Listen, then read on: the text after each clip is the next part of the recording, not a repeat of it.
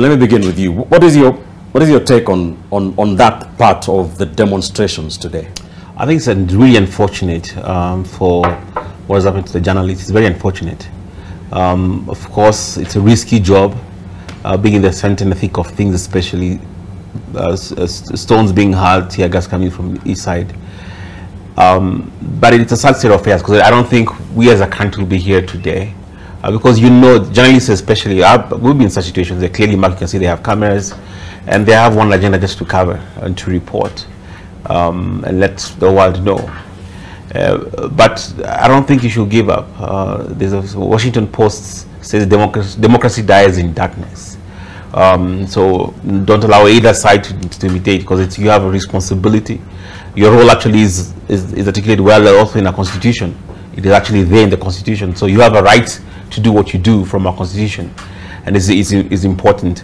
Maybe other measures can be taken in terms of security, in terms you can gear, but you shouldn't give up. I know it's hard and difficult. You see your colleagues injured, equipment being stolen. We saw that happen Monday. Today we have a couple of injuries from that we've seen and reported. But you have a responsibility also to tell the story as it is, right, and to inform the world. So that's the risk that comes with the job. But we hope and pray. We are praying for your colleagues who've been injured in the field, and hope for a quick recovery.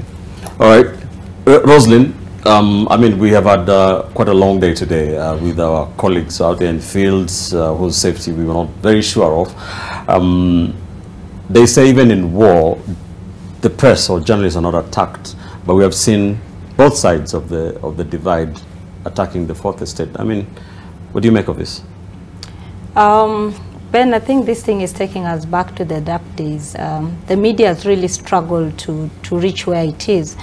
And for us, if you look at the new constitution, the right to information, that is Article 33, 34, and 35, right, actually it gives the media that room to have the freedom of the press, freedom of expression, and also in terms of getting the information. What we have seen today is actually a signal, because this is not the first time that this happened. Remember, last week the media had to go to court alongside Katiba Institute and the LSK, when the Communications Authority had actually told the media that they had breached the programming code. And you'll ask yourself, because it was a general decision without giving specifics.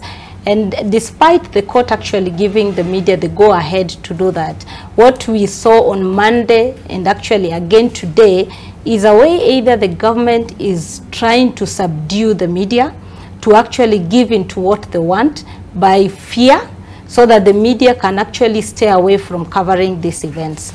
And I don't think that is what the drafters of the Constitution envisaged.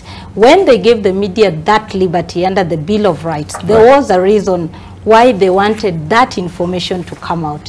When you actually dim that light, then what do you do to the public that has the right to actually be informed? And even in terms of the safety of these journalists. And I was just going through the World Press Freedom Index last year, and Kenya was actually number 69 out of 103 countries. And actually it was a problematic country. So if we were actually ranked with Ecuador and Haiti, and now what has happened, I can imagine this year's index in May, where Kenya will actually be. All right. Dismas, do you agree with those who say this is a well choreographed tactic? Because when you see, it's one thing when we have, criminal elements creep into the demonstrations and they steal and loot here and there, but when you have police officers attack a vehicle full of journalists and in some unforeseen images, what do you make of that? Well, I'm not sure whether it's by design or default, but maybe the first thing is to offer my commiserations to the journalists who've suffered unnecessary attacks. And I started off my career as a journalist, so I can easily put on their shoes and understand how they're bleeding and where they're coming from.